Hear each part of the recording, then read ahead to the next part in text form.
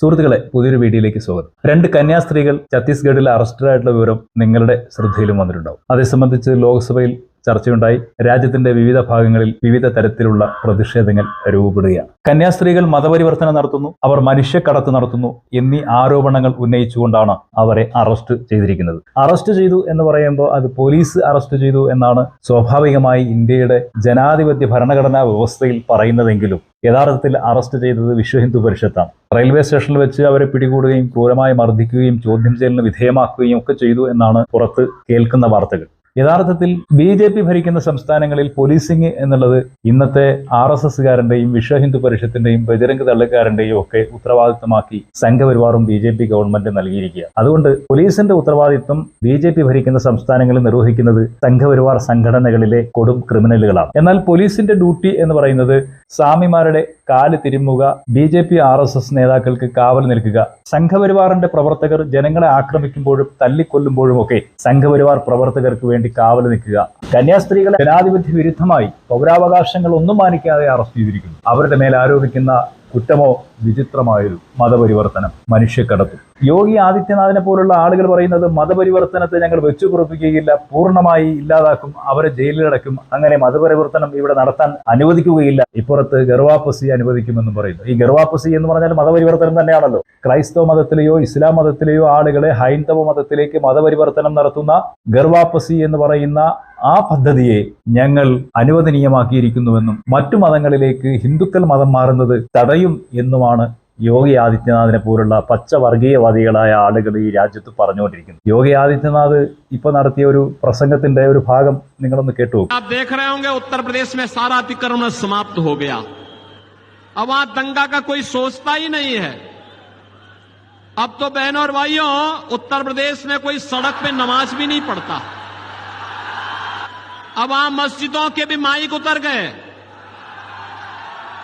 अगले 5 वर्ष में आप देखेंगे कि लोग भूल ही जाएंगे कि ये भी कोई चीज होती थी, कि चिल्लाहट होती थी, लोग परेशान होते थे, लोग भूल जाएंगे.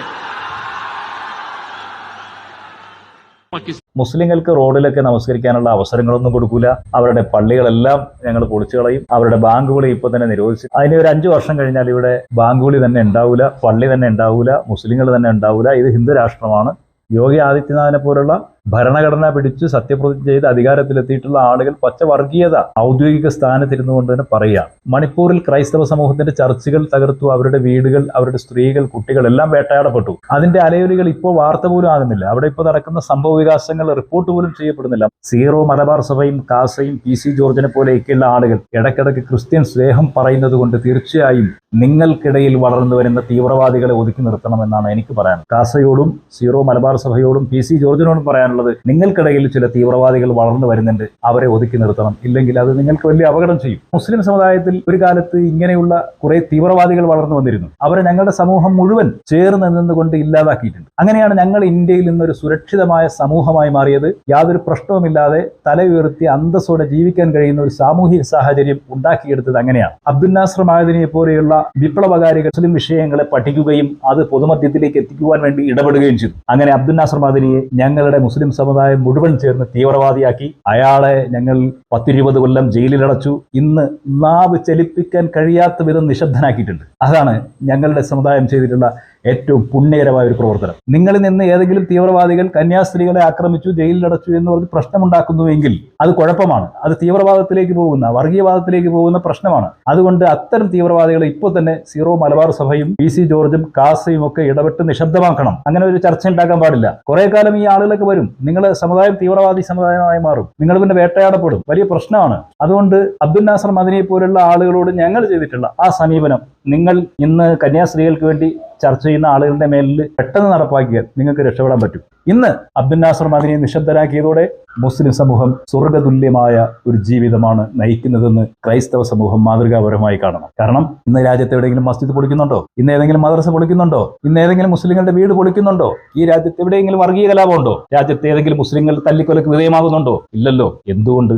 അബ്ദുൽ നാസർ മദനിയും അവരുടെ നാവുകളെ നിശബ്ദമാക്കിയതോടെ ഈ പ്രശ്നങ്ങൾ അവസാനിച്ചു. അതുകൊണ്ട് ക്രൈസ്തവ സമൂഹത്തോടും എനിക്ക് പറയാനുള്ളത്, മുതലെടുക്കാൻ വേണ്ടി വരുന്ന ആളുകളെ തടയേണ്ടത് കാസയുടെ ഉത്തരവാദിത്തമാണ്, PC ജോർജിന്റെ ഉത്തരവാദിത്തമാണ്, സീറോ മലബാർ സഭയുടെ ഉത്തരവാദിത്തമാണ്. അത് നിർവഹിക്കണം എന്ന് മാത്രം പറഞ്ഞുകൊണ്ട് നമുക്ക് വീണ്ടും കാണാം.